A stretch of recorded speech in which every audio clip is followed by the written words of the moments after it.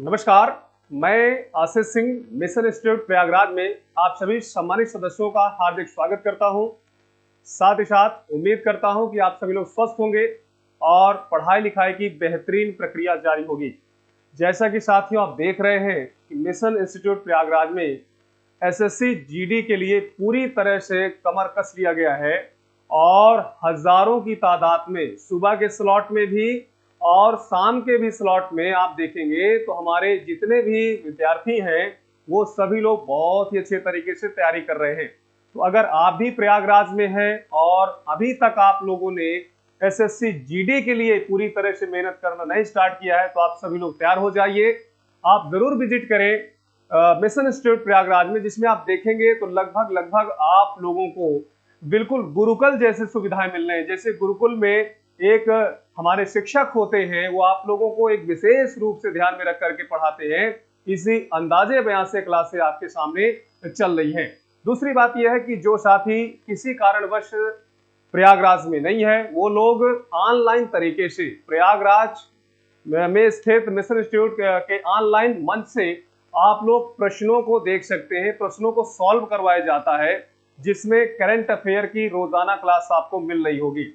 और current affair के साथ साथ आप यहाँ पर समझेंगे तो जैसे कि भूगोल की क्लास है, इतिहास की क्लास है, आप लोगों को बहुत ही विधिवत तरीके से मिल रही है। तो आप सभी लोग बिल्कुल देखना ना मत भूलिए और ज्यादा से ज्यादा प्रयास करिए कि जो भी आपके गांव में लोग हों, आसपास के जो जानकारी में हो, उनको एक बार जरूर कहिए कि मिशन इंस्टीट्यूट की ऑनलाइन मंच से जो क्लासेस आपको मिल रही उसको जरूर देखिए। घर बैठे भी आपको बहुत ही महत्वपूर्ण लाभ होने वाला है। ठीक है, तो आइए शुरुआत करते हैं। देखिए पहला क्वेश्चन आपके सामने है, निम्नलिखित में कौन विश्व की सबसे बड़ी झील है। विश्व की सबसे बड़ी झील के विषय में क्वेश्चन पूछा जा रहा है। हमेशा क्वेश्चन पूछा गया झीलों से कि विश्व की सबसे बड़ी झील कौन सी है, विश्व की सबसे ऊंची झील कौन सी है, विश्व की सबसे गहरी झील कौन सी है, विश्व की सबसे मीठे पानी की झील कौन सी है। इस प्रकार के प्रश्न तो हमेशा आते ही रहे हैं। तो आइए हम लोग देखेंगे, हर तरह के प्रश्नों का समावेश आपको इस लेक्चर में मिलेगा।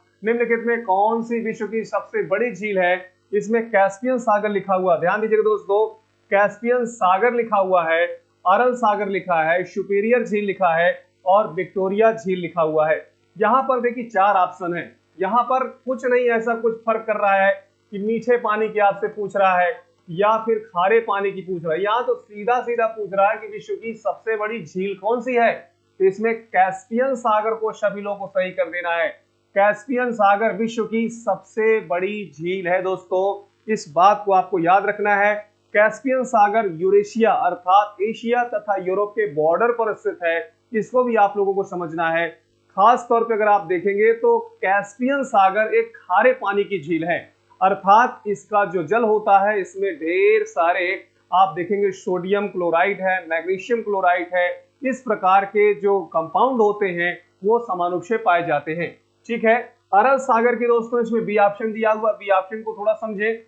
अरल जो सागर है यह विश्व की, याद रखिए अरल सागर की बातचीत करें तो अरल सागर आपको पता होना चाहिए कि उज्बेकिस्तान और कजाकिस्तान देशों के बीच में स्थित है अरल सागर। ठीक है, इसी प्रकार सुपीरियर झील की बातचीत करें, अमेरिका तथा कनाडा के बॉर्डर पर स्थित है। यह विश्व की सबसे बड़ी, याद रखिए विश्व की सबसे बड़ी मीठे पानी की झील मानी जाती है दोस्तों। मीठे पानी की अगर प्रश्न आ जाए सबसे बड़ी झील दुनिया की कौन सी, कैस्पियन सागर लगाइए। विश्व की सबसे बड़ी मीठे पानी की झील सुपीरियर झील लगाइए। ठीक है, क्वेश्चन नंबर पहले का ये रहा जवाब। आइए सेकंड क्वेश्चन पे चलते हैं। सेकंड क्वेश्चन आपके सामने, विश्व की सबसे बड़ी मीठे जल की झील कौन सी है। देखिए मीठे जल की झील के विषय में पूछ रहा है, विक्टोरिया है, सुपीरियर है, बैकाल है या फिर मिशिगन है। अगर हम पहले ऑप्शन की बातचीत करें विक्टोरिया लेक की, तो विक्टोरिया लेक दोस्तों अफ्रीका महाद्वीप में स्थित है। अफ्रीका महाद्वीप में स्थित है। इसका जो विस्तार है 3 देशों में है। एक देश का नाम युगांडा, याद रखिएगा युगांडा नाम है। इसके बाद केन्या हो गया, केन्या के बाद दोस्तों तंजानिया हो गया। इन 3 देशों में विस्तारित जो दुनिया की दूसरी सबसे बड़ी मीठे पानी की झील होगी उसका नाम है विक्टोरिया झील। दोस्तों याद रखिए विक्टोरिया जो झील है ये दुनिया की सबसे लंबी नदी नील नदी का उद्गम स्रोत भी मानी जाती है। यहाँ पर आपको एक एक बातों को क्लियर रखना है। विक्टोरिया जो झील है, इस झील से होकर विषुवत रेखा भी गुजरती है। याद रखिएगा, विषुवत रेखा भी गुजरती है, इसको भी आपको याद रखना है। तो देखिए, इतनी महत्वपूर्ण जानकारी विक्टोरिया झील से रही।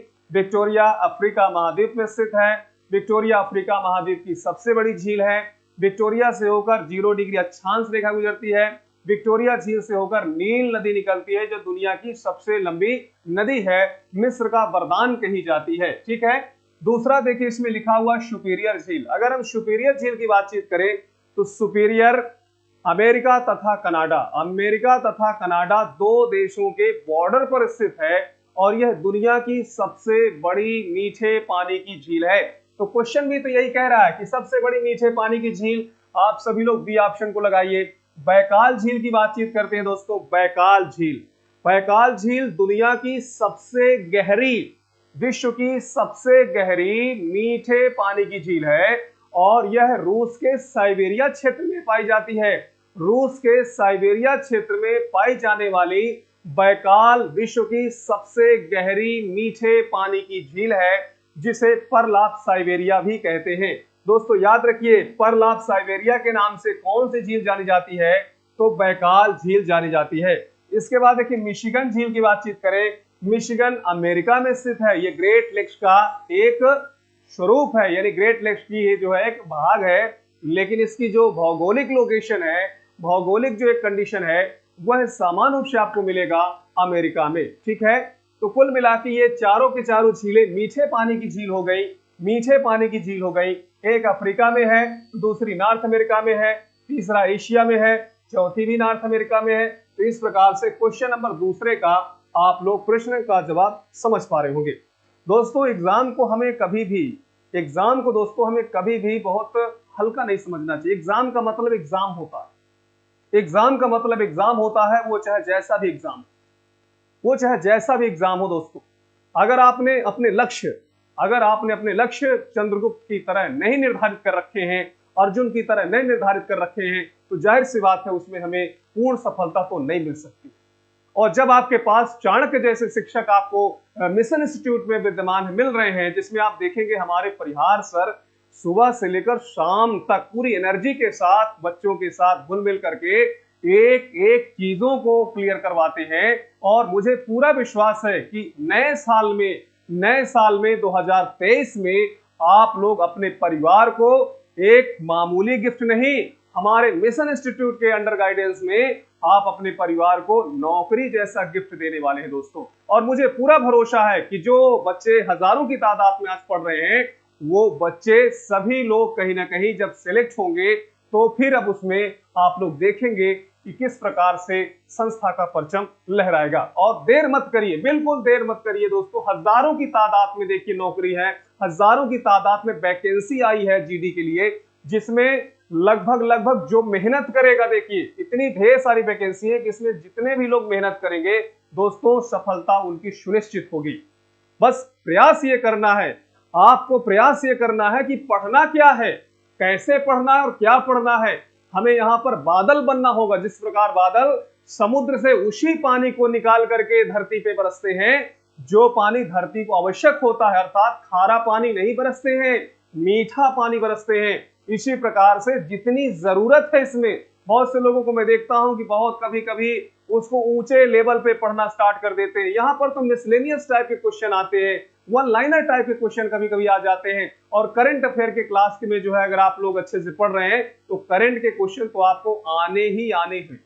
और अगर आपने एक मुस्त तरीके से, अच्छे तरीके से, रेगुलर तरीके से अगर आपने सेशन को सुना, तो यकीन मानिए कि कम समय में किस प्रकार बेहतर किया जा सकता है, ये मिशन इंस्टीट्यूट में आप देख सकते हैं। करंट की क्लास खास तौर पे आप देख करके। ठीक है, तो मेरी बातों को थोड़ा गौर से सुनिएगा, क्योंकि संख्या ज्यादा है। वैकेंसी में आप देखेंगे नंबर ऑफ जो कैंडिडेट हैं उसमें भी ज्यादा संख्या रहेगी, तो तैयारी तो करना पड़ेगा। अब जब तैयारी बेहतर करेंगे तभी ये संभव हो सकता है। क्वेश्चन नंबर दूसरे के बाद चलते हैं क्वेश्चन नंबर तीसरे पर। तीसरा प्रश्न आपके सामने है, कौन सी विश्व की सर्वाधिक गहरी झील है? यानी विश्व की सबसे गहरी झील की बातचीत हो रही है। देखिए, अब इसमें खारा या फिर मीठे से मतलब नहीं है, विश्व की सर्वाधिक गहरी झील की बातचीत हो रही है। क्या टिटिकाका झील है, विक्टोरिया झील है, बैकाल झील है या फिर मृत सागर है? देखिए दोस्तों, इसमें गहरी में हम दो शब्द जोड़े दे रहे हैं। सबसे पहले अगर हम मीठी लिख दें, मीठे पानी की और खारे पानी की दोस्तों, तो इनके दोनों के एग्जाम्पल देखिए यहाँ पर उपलब्ध है आपको। टिटिकाका है, विक्टोरिया है, बैकाल है, मृत सागर है। अगर मीठे पानी की बातचीत करें तो मीठे पानी की दुनिया में सबसे गहरी झील है विक्टोरिया झील, जो रूस के साइबेरिया क्षेत्र में स्थित है। इसे परलाप साइबेरिया कहते हैं। क्या कहते हैं दोस्तों? परलाप साइबेरिया कहते हैं। इस बात को याद रखना है। दूसरा, विश्व की सबसे गहरी खारे पानी की झील आपके सामने यहाँ पर देखिए, मृत सागर लिखा हुआ है, डेड सी लिखा हुआ है, डेड सी लिखा हुआ है। तो यहाँ पर आप लोगों को डी ऑप्शन को तय करना है, यानी खारे पानी की सबसे गहरी झील और मीठे पानी की सबसे गहरी झील, दोनों एग्जाम्पल हैं। सौभाग्य से दोनों एग्जाम्पल इसमें आपको मिल रहे हैं। अब क्वेश्चन को हम देखते हैं कि विश्व की सबसे गहरी झील कौन सी है। यहाँ पर डी ऑप्शन को सभी लोग सही करेंगे। खारे और मीठे पानी की जब बातचीत होगी तो उसमें आपको क्लियर है, खारे में बैकाल और खारे में क्या होगी, मृत सागर होगी और मीठे में बैकाल होगी। लेकिन अगर प्रश्न ये पूछा जाए सबसे गहरी कौन सी है, तो उसके लिए आपको डी ऑप्शन लगाना है। अगला प्रश्न आपके सामने है, ध्यान दीजिए दोस्तों। अपना अगला क्वेश्चन है, विश्व की सर्वाधिक लवणीय झील कौन सी है? या लवणी का मतलब खारी झील की बातचीत हो रही है। कैस्पियन सागर, अरल सागर, वान झील और मृत सागर। देखिए, यहां पर आपको समझना है कि जो लवणता शब्द है, याद रखिए लवणता शब्द, इसको थोड़ा सा पहले समझिए। ये होता क्या है? ये होता क्या है दोस्तों? मैं आपको बताऊं, 1000 ग्राम जल में 1000 ग्राम जल में उपस्थित नमक की मात्रा को हम सैलिनिटी कहते हैं, लवणता कहते हैं, खारापन कहते हैं। ध्यान दीजिए, एक बार फिर से गौर से सुनिएगा। 1000 ग्राम जल में उपस्थित नमक की मात्रा या उपस्थित खारे पदार्थों की मात्रा को हम लवणता कहते हैं। अर्थात इसको अगर हम लोग देखें, देखिए अगर आपके सामने ये 100% लिखा हुआ है, अगर आपके सामने क्या लिखा, 100% लिखा हुआ है दोस्तों, इसी तरह लवणता को हम किस तरह लिख सकते हैं? ये 100 लिख सकते हैं और इसका जो सिंबल है कुछ इस प्रकार से होता है। इसका जब कैलकुलेशन करते हैं तो दोस्तों देखिए 100/100 हमें मिला, 1 मिला। अब यहाँ पर है, इसका मतलब 1000 ग्राम जल में नमक की मात्रा कितना है? 100 ग्राम है। इसका जब कैलकुलेशन करेंगे तो 100/1000, 100/1000, यहां से 2 कैंसिल हो गए, बचा कितना? इसका मतलब यह है कि 0.1%, 0.1%। या तो आप ऐसे कह लीजिए या तो फिर आप कह लीजिए कि 1000 ग्राम जल में उपस्थित नमक की जो मात्रा होती है उसी को लवणता कहते हैं। अब प्रश्न यह है कि क्या कैस्पियन सागर में ज्यादा नमक है, अरल सागर में ज्यादा नमक है, वान झील में ज्यादा नमक है या मृत सागर में ज्यादा नमक है? दुनिया की सबसे खारी झील कौन सी है आपको बताना है, तय करना है। तो दोस्तों सबसे महत्वपूर्ण तो यह है कि ये चारों की चारों झीलें खारे पानी की झीलें हैं, खारे पानी की झीलें हैं दोस्तों। और मैं कहता हूं, 1 गिलास इसका पानी लीजिए कैस्पियन सागर का, 1 गिलास अरल सागर का पानी लीजिए, 1 गिलास वान झील का पानी लीजिए और 1 गिलास मृत सागर का पानी लीजिए। चारों ग्लास के पानी को जब आप वेपराइज करेंगे, अर्थात इसका वाष्पीकरण करेंगे, तो आप देखेंगे सबसे ज्यादा नमक की जो मात्रा होगी वो आपको वान झील में मिलेगी। इसका मतलब ये खारी सब है, लेकिन सबसे ज्यादा जो सैलिनिटी पाई जाती है, लवणता पाई जाती है, वो तुर्की में स्थित, याद रखिए तुर्की में स्थित वान झील पर है। मृत सागर की बातचीत करें दोस्तों, जॉर्डन और इजराइल देश की सीमा पर स्थित है मृत सागर। ठीक है, तो ये बात रही। उम्मीद है कि इस क्वेश्चन का जवाब आप सभी लोग बहुत अच्छे तरीके से कर पा रहे होंगे। अगला प्रश्न आपके सामने ये है, समुद्र तल से सर्वाधिक नीची झील कौन सी है? अर्थात सबसे गहरी वही वाली बात हो गई। ठीक है, अरल सागर है, कैस्पियन सागर है, बैकाल है, मृत सागर है। आप लगाइए ना, इसमें डी ऑप्शन को लगाइए, मृत सागर को, मृत सागर को आप सभी लोग लगाइए। बाकी मैं आपको बता दूं कि अरल सागर है, कैस्पियन सागर है, मृत सागर है, ये तीनों की तीनों खारे पानी की झील है। बैकाल की बातचीत करें तो ये मीठे पानी की झील है। दोस्तों मृत सागर का इसलिए भी मृत सागर नाम है क्योंकि इसमें इतना ज्यादा खारापन है ना, इतना ज्यादा खारापन है कि इसमें पाई जाने वाली जो वेजिटेशन होती है वो सरवाइव नहीं कर पाती। जब सरवाइव नहीं कर पाती, इसीलिए हम इसको एक तरह से बायोलॉजिकली डेड मान चुके हैं, इसीलिए इसका नाम डेड सी। दोस्तों हमारे देश से एक क्वेश्चन आता है कि भारत की किस नदी को बायो डेजर्ट कहा जाता है। भारत की किस नदी को बायो डेजर्ट कहा जाता है। इसका मतलब यह है कि उस नदी में इतना ज्यादा फैक्ट्री का केमिकल वगैरह गिराया जाता होगा, एक ऐसा केमिकल जो आसानी से डिकम्पोज नहीं होता होगा डिकम्पोजर के द्वारा। इसका मतलब यह है कि जब डिकम्पोजर के द्वारा आसानी से उसका विघटन नहीं हो सकता है तो डिकम्पोजर भी नहीं रहेंगे। अरे सीधी सी बात है, अगर कोई झील है, नदी है, उसमें भी वनस्पतियां पाई जाती हैं, ऐसा तो है नहीं कि पाई नहीं जाती हैं। हाँ, यह है कि स्थल में पाई जाने वाली वनस्पतियां समुद्र में पाई जाने वाली वनस्पतियों से अलग होता है। तो जो वेजिटेशन ऑफ द मैरीन होता है, जो वेजिटेशन ऑफ द मैरीन होता है, समुद्र में पाई जाने वाली जो वनस्पतियां होती हैं, उसे हम लोग फाइटोप्लैंक्टन कहते हैं। याद रखिए, फाइटोप्लैंक्टन कहते हैं। और इसी प्रकार की जो वनस्पतियां स्थल में पाई जाती हैं, टेरेस्ट्रियल रीजन में पाई जाती हैं, तो वो वनस्पतियां फ्लोरा कहलाती हैं। अब समुद्र में जो जीव जंतु पाए जाएंगे उन्हें हम क्या कहेंगे? जू प्लैंक्टन कहेंगे, जू प्लैंक्टन कहेंगे।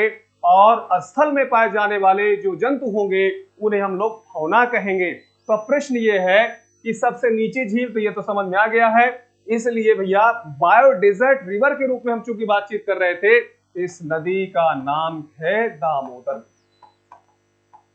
क्या नाम है दोस्तों? दामोदर नदी है, जिसे भारत की बायो डेजर्ट कहते हैं। इसका मतलब यह है कि बायोलॉजिकल रूप से इसका जो पानी होगा उसमें जो घुली हुई ऑक्सीजन होगी, जो एक ऑक्सीजन डिमांड होता है, ऑक्सीजन जो डिमांड होता है उसकी भरपाई वहां पर नहीं हो पा रही होगी।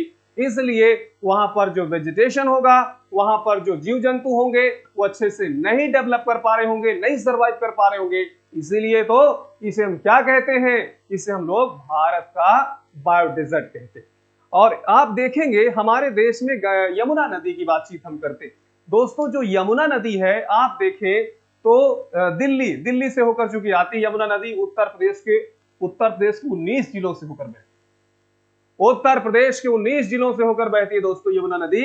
जब ये दिल्ली के पास जाती है तो दिल्ली में ढेर सारे बड़े बड़े नालों का जल उसमें गिरता है। और आप देखे होंगे कि उस जल में फेन उठता रहता है। दोस्तों फेन उठता रहता है। दो तरीके होते हैं प्रदूषण को समझने के, दो तरीके होते हैं। पहला तरीका तो यह होता है कि जब उसमें कल कारखानों का एक रासायन गिरता होगा तो वह जो है वहां के जीव जंतुओं को आसानी से डाइजेस्ट नहीं होता होगा, इसलिए जीव जंतु मर जाते हैं। और दूसरी बात यह है कि जो वेजिटेशन है, वनस्पतियां हैं, वो भी अच्छे से सर्वाइव नहीं कर पाती होंगी, तो आप देखेंगे वेजिटेशन भी समाप्त। तो नो वेजिटेशन नो क्रीचर। भाई वेजिटेशन जो होता है that is the fodder of the creature, वो जीव जंतुओं का भोजन होता है, आहार होता है। जब आहार नहीं तो फिर जाहिर सी बात है जीव जंतु जो होंगे वो भी मर जाएंगे। तो धीरे धीरे करके आपके देख रहे होंगे कि बिल्कुल हमारी यमुना नदी भारत का नाला बनती चली जा रही है, भारत का नाला बनती चली जा रही है। अब इसे कब बायोडिजर्ट घोषित कर दिया जाए कुछ कहा नहीं जा सकता है।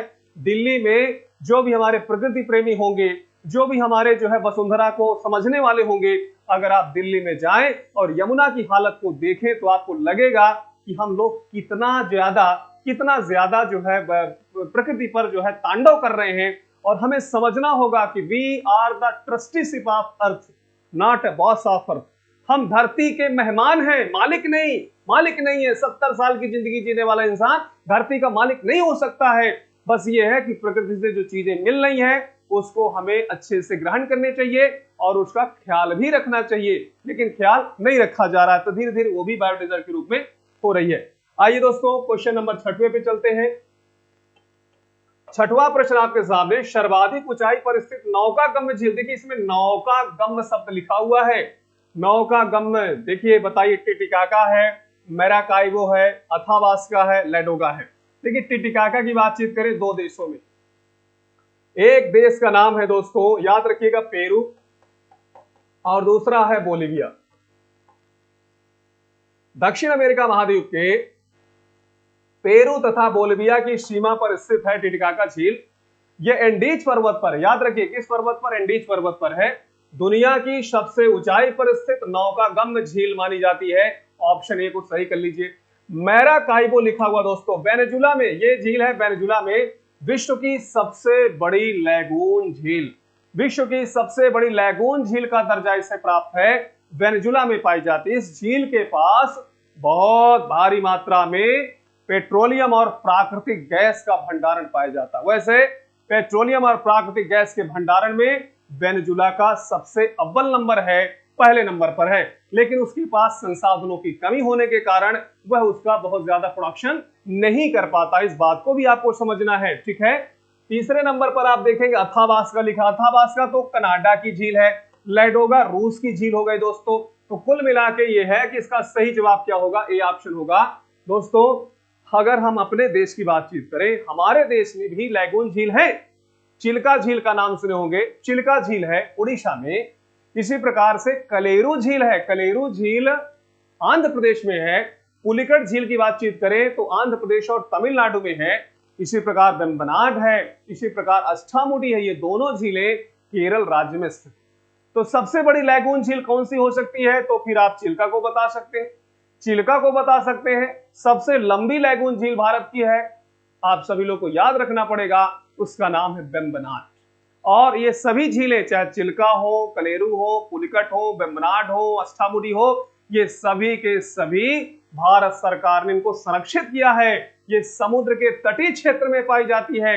इन्हें भारत सरकार ने रामसर साइट घोषित किया। दोस्तों आज हमारे देश में रामसर साइट की संख्या 75 हो चुकी है, 75, जिन्हें हम वेटलैंड कहते हैं, जलग्रस्त क्षेत्र, नमभूमि, या फिर आप देखेंगे आर्द्र भूमि के नाम से जानते हैं। धरती के किडनी कहे जाते हैं, धरती के गुर्दे कहे जाते हैं, इसको भी आप लोगों को याद रखना है, ठीक। अगला प्रश्न आपके सामने है, विश्व की सबसे बड़ी खारे पानी की। अब देखिए भैया, इसमें स्वभाव के हिसाब से क्वेश्चन पूछा जा रहा है। Which is the biggest salty water lake in the world. तो बताइए, मृत सागर है, कैस्पियन सागर है, वान झील है, अरल सागर। सागरों के चक्कर मत रहिए कि यार आप लोगों को लगता है कि सर सागर लिखे हैं तो सागर तो झील नहीं हो सकती है। नहीं, ऐसा नहीं है। जो बड़ी झीलें होती हैं सामान्य रूप से उनको हम लोग सागर ही कहते हैं, ठीक है। बहुत सी झीलें सागर के नाम से ही जानी जाती है। देखिए, मृत सागर दुनिया की सबसे गहरी झील, कैस्पियन सागर, क्या इस पर आप चांस ले सकते हो? यस, ये क्वेश्चन आपके एग्जाम में आएगा, मोस्ट इंपॉर्टेंट है दोस्तों, याद रखेंगे। वान झील दुनिया की सबसे खारी झील है। अरल सागर दोस्तों आप देखेंगे दूसरे नंबर की सबसे बड़ी झील है। तो यहां पर भी ऑप्शन को सही करेंगे। अगला प्रश्न आपके सामने है, विश्व की सबसे ऊंचाई पर स्थित झील। इसमें देखिए नौकागम्य शब्द का प्रयोग नहीं किया हुआ है। अगर नौकागम्य शब्द का प्रयोग कर देता तो फिर टिटिकाका झील हो जाती, लेकिन यहां पर कहा है कि दुनिया की सबसे ऊंचाई पर स्थित झील कौन सी है। सादा सा क्वेश्चन, समझने वाला क्वेश्चन, समझिए ध्यान से। क्या टिटिकाका है? नहीं, क्योंकि इसमें नौकागम्य शब्द लगना जरूरी है। क्या रोडोल्फ झील है? नो, रोडोल्फ झील तो आप जानते हैं इथियोपिया देश में है, ठीक है। इसमें टी शोकरू लिखा हुआ है, टी शोकरू जो तिब्बत में स्थित है दोस्तों। दुनिया की सबसे ऊंची झील, दुनिया की सबसे ऊंची झील टी शोकरू, इसको याद रखिएगा बी ऑप्शन को। लेकिन नौकागम्य शब्द लग जाए तो आपको फिर टिटिकाका लगाना है। अगला प्रश्न आपके सामने, निम्नलिखित में कौन सा देश युग्म अरल सागर के किनारे है? याद रखिए कजाकिस्तान और उज्बेकिस्तान के बीच में है। क्या ये कजाकिस्तान और तुर्कमेनिस्तान के बीच में है? अजरबैजान और उज्बेकिस्तान, कजाकिस्तान और रूस। सबसे पहली बात तो यह कि जहां पर भी कजाकिस लिखा हुआ वहां तो जरूर होगा। अब इसके बाद उज्बेकिस्तान है, तो यहां पर आप लोग लगाइए ए ऑप्शन, ठीक है ना। अरल सागर के विषय में क्वेश्चन पूछा जा रहा है। अरल सागर एक जमाने में बहुत बड़ी झील थी, कहा जाता है लगभग 60,000 स्क्वायर किलोमीटर पर स्थित थी। ये धीरे धीरे घटते हुए मात्र 6,000 स्क्वायर फीट पर बची। यानी आप सोच सकते हैं कि ये झील धीरे धीरे विलुप्त हो रही है। और विलुप्त होने का कारण यह है कि उसके आसपास जो मरुस्थल है किजिलकुम और काराकुम, उस मरुस्थल की जो रेत होती है, उस मरुस्थल का जो नमक होता है, वह उड़ उड़ करके वहीं पर पहुंचता रहता है। तो धीरे धीरे करके आप देखेंगे तो जो अरब सागर है वो अपने आप को अस्तित्व समाप्त कर रहा है। ठीक है, तो इस बात को भी आपको याद रखना है। अगला दोस्तों प्रश्नों का सिलसिला जारी है। अमेरिका के झील प्रदेश में सम्मिलित 5 झीलों में कौन सी पूर्णतः संयुक्त राज्य अमेरिका में? दोस्तों ये क्वेश्चन को आपको समझना है। ये दोस्तों मान लीजिए 5 झीलें हो गई, ठीक है, 5 झीलों को हमने नाम यहां पे लिख दिए। देखिए ये हो गई सुपीरियर झील, ये हो गई ह्यूरॉन, ये हो गई इरी, और ये हो गई ओंटारियो, और ये हो गई मिशिगन। दोस्तों अमेरिका और कनाडा में जो स्थित है, अमेरिका और कनाडा दोनों देशों में जो स्थित झीलें हैं, ये 4 झीलें हैं, सुपीरियर, ह्यूरॉन, इरी और ओंटारियो। जो सिर्फ अमेरिका में है तो वह है आपका मिशिगन अर्थात यूएसए में स्थित। तो दोस्तों मिशिगन कहीं नाम तो पड़ा ही है। देखिए सुपीरियर है, मिशिगन है, इरी है, ओंटारियो है। इसमें आप लोगों को मिशिगन सही करना है, मिशिगन इसका सही जवाब होगा। आइए नेक्स्ट क्वेश्चन पे चलते हैं। अगला क्वेश्चन आपके सामने है, विक्टोरिया झील अवस्थित है। विक्टोरिया झील कहां पर है दोस्तों, बताइए। क्या संयुक्त राज्य अमेरिका में है, बोलिविया में है, पश्चिम ऑस्ट्रेलिया में है, या फिर पूर्वी अफ्रीका में है? दोस्तों विक्टोरिया लेक के विषय में हमने आपको स्टार्टिंग में ही बता दिया था कि अफ्रीका महाद्वीप की सबसे बड़ी झील है। अब अफ्रीका महाद्वीप का देखिए उत्तरी भाग हो गया, ये पश्चिमी भाग हो गया, दक्षिण भाग हो गया, और ये पूर्वी भाग हो गया। पूर्वी भाग में देखते हैं, पूर्वी भाग में यहाँ पर केन्या का नाम सुने होंगे। केन्या एक कोस्टल कंट्री है। युगांडा की बातचीत करेंगे, युगांडा एक जो है लैंडलॉक्ड कंट्री है। और तंजानिया की बातचीत करते हैं तो यहाँ पर जो झील है, इस झील का नाम है विक्टोरिया झील, जिससे होकर विषुवत रेखा गुजरती है, जिससे होकर नील नदी निकलती है। नील नदी दुनिया की सबसे लंबी नदी मानी जाती है। तो बताएं दोस्तों, क्या पूर्वी अफ्रीका सही करेंगे? पूर्वी अफ्रीका ही इसका राइट आंसर होगा। अगला प्रश्न है, निम्नलिखित में से किस एक की सीमा कैस्पियन सागर में नहीं लगी है? बताइए किसकी सीमा कैस्पियन सागर में नहीं लगी हुई है? Armenia, Azerbaijan, Kazakhstan, Turkmenistan. बताओ दोस्तों, है ना कठिन क्वेश्चन। कैस्पियन सागर से लगी हुई सीमा नहीं है। Armenia, Azerbaijan, Kazakhstan, Turkmenistan. सोचो जरा इसमें कौन सा सही हो सकता है। तो यहां पर आपको डी ऑप्शन को लगाना है। ठीक है, आर्मेनिया, अजरबैजान और जॉर्जिया, इसके साथ साथ ईरान की भी सीमा लगती है, रूस की भी सीमा लगती है, ये सभी की सीमा लगती है। जिसकी सीमा नहीं लगती है उसका नाम है तुर्कमेनिस्तान। अगला प्रश्न आपके सामने है, अगला क्वेश्चन आपके सामने है, निम्नलिखित में कौन सी एक झील तंजानिया तथा युगांडा के बीच में स्थित है? तंजानिया और युगांडा के बीच में स्थित है। दोस्तों याद रखिए, 2 देश इसमें कह रहे हैं, हालांकि एक देश इसमें और होना चाहिए। खैर कोई बात नहीं, चाड है, मलावी है, विक्टोरिया है, जाम्बेजी है। तो देखिए चाड जो झील है, चाड झील तो कई देशों में है। चाड झील चाड देश में है, नाइजीरिया में है, नाइजर में है ना, बहुत से देशों में है, लगभग 6 देशों में है। यहाँ पर सही जवाब कौन सा होगा? तो यहाँ पर आप लोग देखेंगे विक्टोरिया झील होगा। मलावी झील की बातचीत करें, हाँ मलावी 3 देशों में जरूर है। तो कौन कौन सा? जाम्बिया देश हो गया, मोजाम्बिक देश हो गया, और इसके बाद आप देखेंगे तो मलावी हो गया, मोजाम्बिक हो गया और तंजानिया हो गया। सही जवाब है विक्टोरिया, जो युगांडा, तंजानिया और केन्या देशों के बीच में स्थित है। अगला प्रश्न, कैस्पियन सागर स्थित है रूस और ईरान के बीच में। मिल तो गया, पहले ही नंबर पे मिल गया भाई। कैस्पियन सागर कहां पर है? कैस्पियन सागर रूस और ईरान के बीच में। यस, रूस और ईरान के बीच में स्थित है। ईरान का रामसर जो शहर है, ईरान का जो रामसर शहर है दोस्तों, जहां पर 2 फरवरी 1971 ईस्वी को 2 फरवरी 1971 ईस्वी को आर्द्रभूमि या वेटलैंड के संरक्षण के लिए एक सम्मेलन हुआ था, जिसे रामसर सम्मेलन कहा गया था। और प्रत्येक वर्ष 2 फरवरी को अंतरराष्ट्रीय रामसर दिवस के रूप में मनाया जाता है। इंटरनेशनल वेटलैंड डे या इंटरनेशनल रामसर साइट डे के रूप में मनाया जाता है। तो दोस्तों क्वेश्चन नंबर 14 का ए ऑप्शन सभी लोग सही कर सकते हैं, कोई दिक्कत नहीं। अगला प्रश्न आपके सामने है, थोड़ा सा बड़ा क्वेश्चन है, सुमेलित कीजिए। एक तरफ झीलों के नाम, दूसरी तरफ देश के नाम। झीलों की तरफ लिखा हुआ है अरल सागर, मिशिगन झील, ग्रेट बियर और आयर झील। ठीक है, देखिए इनको थोड़ा सा लिखते हैं। पहले एक तरफ लिखना है अरल सागर, चलिए हमने लिखा अरल सागर। अरल सागर हो गया, इसी प्रकार मिशिगन हो गया, इसी प्रकार बियर झील हो गया, ग्रेट बियर झील, चलो ठीक है, और है आयर झील। देश दिए हैं, पहला दिया है कनाडा दिया है, कजाकिस्तान दिया है, कजाकिस्तान दिया है, इसके बाद दिया हुआ है यूएसए दिया हुआ है, और ऑस्ट्रेलिया दिया। चलिए ठीक है दोस्तों, अभी अभी हमने बताया कि मिशिगन झील कहां पर है, अमेरिका में है। तो यहां से देखिए क्या होता है कि वी के लिए जो वी के लिए होगा, जो वी के लिए होगा वो किसमें होगा, 3 के लिए होगा, यानी वी के लिए 3, बी का 3। तो यहां से देखिए सीधा सीधा हमें उत्तर मिल गया, एक ही झटके में देखिए आंसर पूरा मिल गया।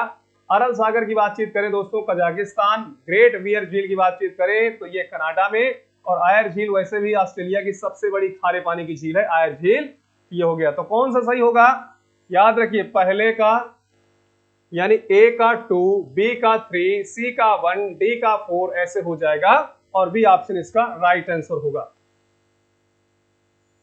अगला प्रश्न आपके सामने, निम्नलिखित में कौन सी झील खारे पानी की झील नहीं है, कौन सी नहीं है, कैस्पियन सागर, बैकाल, ग्रेट सॉल्ट, वान। वान तो इतनी ज्यादा खारी है, इतनी ज्यादा खारी है कि हमारे प्लैनेट की सबसे, हमारे प्लैनेट मतलब हमारी पृथ्वी की सबसे खारी झील मानी जाती है। तुर्की में स्थित है दोस्तों। ग्रेट सॉल्ट अमेरिका की सबसे खारी झील है, यूएसए में स्थित है। बैकाल झील दोस्तों ये मीठी झील है, मीठे पानी की झील है।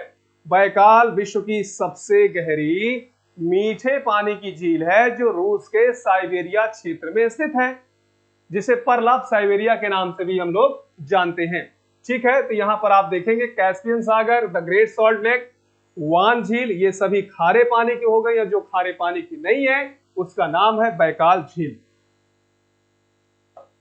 अगला प्रश्न आपके लिए रहा, ध्यान दीजिए दोस्तों, विक्टोरिया झील किन अफ्रीकी देशों के मध्य में स्थित है। अभी अभी हमने विश्लेषण किया था, विश्लेषण के आधार पर ही दोस्तों बताओ। तंजानिया, केन्या, युगांडा दिया है, केन्या, इथियोपिया, सूडान दिया है, तंजानिया, जाम्बिया, जायरे दिया है, केन्या, तंजानिया, मोजाम्बिक। देखिए केन्या तो लगभग लगभग सब में है, तो भैया इसको थोड़ा समझना है पहले, जिसमें केन्या ना उसको हटाइए, तंजानिया, जाम्बिया और जायरे ये हट गया। इसके बाद देखिए केन्या हो गया, तंजानिया हो गया, युगांडा, यस यही तो सही जवाब है, ए ऑप्शन को लगाइए। विक्टोरिया झील वैसे भी बहुत महत्वपूर्ण है, एग्जाम में हमेशा पूछी जाती रही है ना, हमेशा एग्जाम में पूछी जाती रही दोस्तों, अफ्रीका की सबसे बड़ी झील मानी जाती। अगला प्रश्न आपके सामने ये रहा, निम्नलिखित में किस देश को 1000 झीलों की भूमि कहा जाता है। 1000 झीलों की भूमि, फिनलैंड, थाईलैंड, नीदरलैंड, आयरलैंड। भैया देख लीजिए ढेर सारे इसमें देश हैं, फिनलैंड है, थाईलैंड है, नीदरलैंड है, आयरलैंड है। 3 देश तो देखिए यूरोप के हैं, फिनलैंड हो गया, नीदरलैंड हो गया और आयरलैंड हो गया। एक बचता है बेचारा थाईलैंड, उसको सफेद हाथियों का देश कहते हैं, एशिया का देश है। फिनलैंड इसका सही जवाब है, फिनलैंड को हजारों झीलों की भूमि कहते हैं। ठीक है, याद रखिए नीदरलैंड का जो पुराना नाम था वो हॉलैंड था, हॉलैंड था, अब आजकल नीदरलैंड जाना जाता है। ठीक है, नीदरलैंड की जो राजधानी है दोस्तों आप सभी लोग जानते हैं एम्स्टर्डम। क्या है, एम्स्टर्डम। अफ्रीका महाद्वीप में निम्नलिखित में कौन सी झील भूमध्य रेखा पर स्थित है।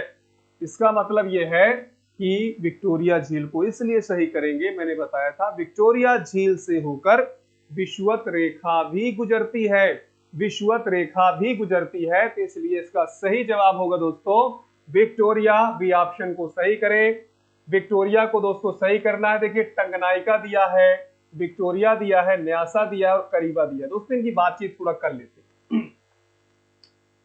अफ्रीका महाद्वीप ये रहा, ये रहा अफ्रीका महाद्वीप। अफ्रीका महाद्वीप की पहली बात ये चारों झीलें हैं।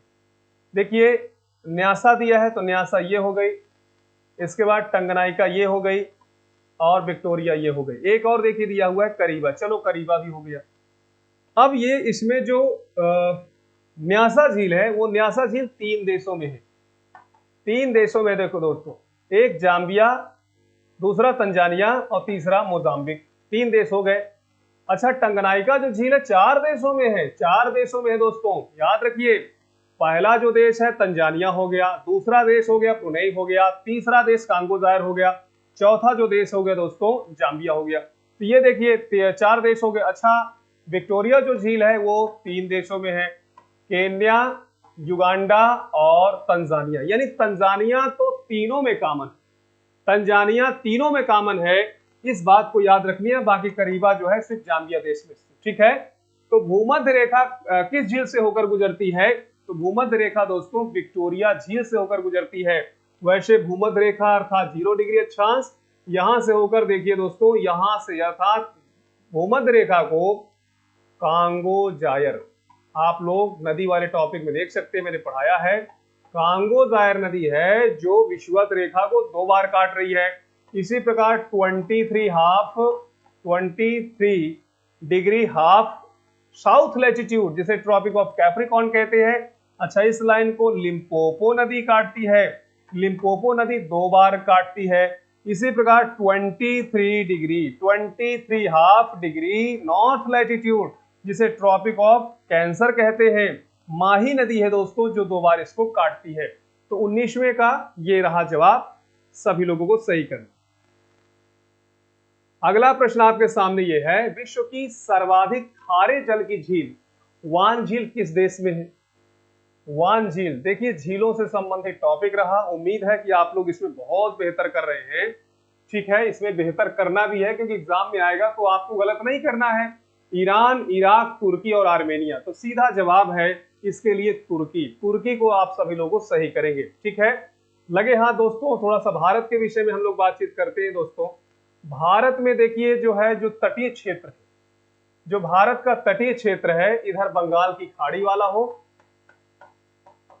या फिर इधर अरब सागर वाला, ठीक है।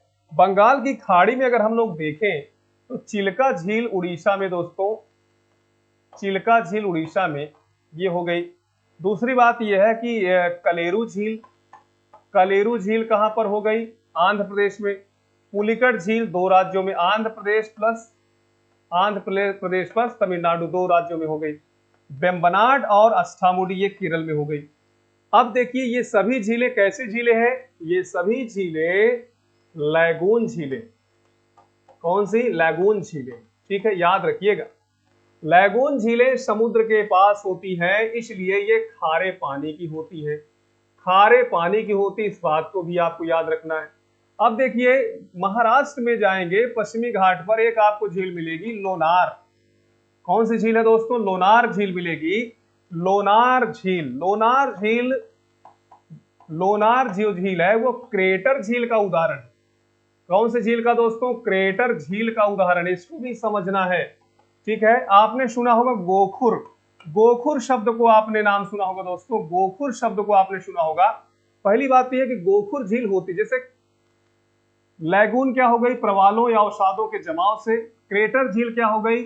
उल्का पिंडों के गिरने से या ज्वालामुखी के फट जाने से वहां गड्ढा जो बन जाता है, उसमें स्थित जो जल होता है उसी को हम क्या कहते हैं? क्रेटर झील कहते हैं। गोखुर समझिए, जैसे कोई नदी बहुत ज्यादा बूढ़ी हो गई है तो ये बहुत टेढ़ी मेढ़ी होकर चलती है ना, सर्पिलाकार करके ना होकर बहुत ज्यादा जिगजैग कंडीशन में चलती है।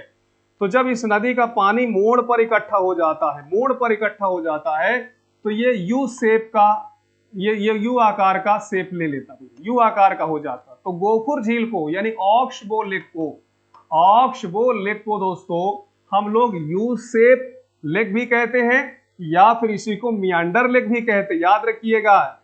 रिवर बेंड लेक भी कहेंगे या फिर मियांडर लेक भी कहेंगे।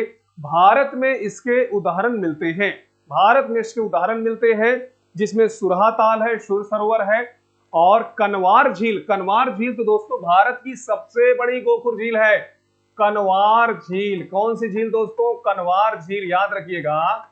ये बिहार राज्य के बेगूसराय जिला में स्थित है, बेगूसराय में स्थित है। इसे भारत सरकार ने रामसर साइट भी घोषित किया है। कनवार भारत की सबसे बड़ी गोखुर झील के अंतर्गत शामिल की जाती है, ठीक है।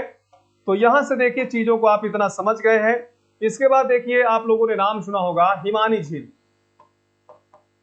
हिमानी झील में आप सभी लोग जितनी भी झीलें हैं जम्मू कश्मीर की, चाहे वो वेरीनाग हो, शेषनाग हो, डल हो, बुलर हो, नागिन हो, ये सभी की सभी झीलें जम्मू कश्मीर में है। और इसमें बुलर झील जो है वो भारत की सबसे बड़ी मीठे पानी की झील है।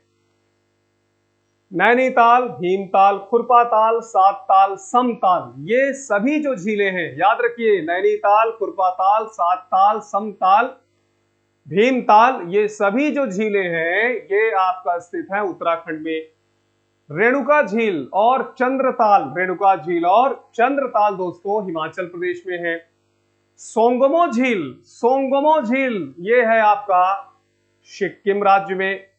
लोकटक झील मणिपुर में हो गया। तो ये जो झीलों के मैं नाम ले रहा हूं ना, ये सभी झीलें हिमानी झीलें हैं, अर्थात ग्लेशियर झीलें हैं। बर्फ का पानी इनमें से पिघल के भर जाता है, हिमानी झीलें हो जाएंगी। दोस्तों मरुस्थली झीलों की बातचीत करें हमारे देश में दोस्तों राजस्थान में अगर आप देखें, सांभर, कौन सा दोस्तों, सांभर झील। पुष्कर झील का नाम सुने होंगे, पुष्कर झील है, ढेबर झील है दोस्तों। ये कैसी झीलें हैं, ये कैसी झीलें हैं दोस्तों, ये मरुस्थली झीलें हैं, खारे पानी की झीलें। तो दोस्तों ये रहा आज का सेशन। उम्मीद है कि आप सभी लोग बहुत एंजॉय करेंगे, अच्छे से पढ़ेंगे, समझेंगे चीजों को। और मैं आपको फिर से बता दूं, मिशन इंस्टीट्यूट में एसएससी जीडी के लिए दोस्तों जब भी प्रशासन में भागीदारी की बातचीत होती है, जब भी प्रशासन में भागीदारी की बातचीत होती है, किस प्रकार से प्रशासन में लोगों को पहुंचाया जाए, किस प्रकार से प्रशासन के प्रति जो एक मोह होता है लोगों में, वो कहीं ना कहीं मिशन इंस्टीट्यूट के माध्यम से देखने को मिलता है। क्योंकि यहाँ पर हजारों की तादाद में प्रशासन पर लोग पहुंच चुके हैं, कोई कांस्टेबल बन चुके हैं, तो कोई हमारे जो है साई बने हुए हैं, कोई एसडीएम बने हुए हैं, कोई आबकारी विभाग में है दोस्तों। हर तरह अगर आप देखेंगे प्रशासन में, तो यहाँ मेला जैसे लगा रहता है। जैसे अभी एक क्वेश्चन हुआ ना कि झीलों की वाटिका किसे कहते हैं, झीलों का देश किसे कहते हैं, तो आप उसमें फिनलैंड को आपने लगाया। इसी प्रकार मैं कह सकता हूं कि प्रशासनिक क्षेत्र में हजारों लोगों को सिलेक्शन दिलवाने वाला एकमात्र संस्थान है दोस्तों, मैं दावे के साथ कह सकता हूं, वह मिशन इंस्टीट्यूट। तो पूरे गर्व के साथ आइए, अच्छे से पढ़िए लिखिए। यहां तो यह भी आपको मौका दिया जाता है कि जो चीजें दिक्कत में आ रही हैं बिल्कुल खुल के बातचीत करिए और उसका समाधान पाइए। ठीक है दोस्तों, आज यहीं तक। जय हिंद।